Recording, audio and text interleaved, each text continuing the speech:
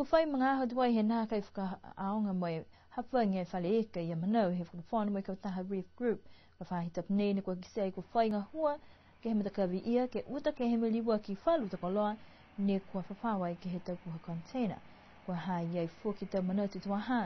ku mano ke me ka reef ke fuka o se ma vi hang me fuka tu fon ni we ka ku total ha wa nga mai heta hu kui halo to ne ko ha ku mai ke fuka ma po po follow ta koloa na kai muli e total ya ko tau koloa ni kua mna ki ke liwa ki, ko tau masini la lahi, ni kua toka viko, nā kai whakaonga, mai hane whai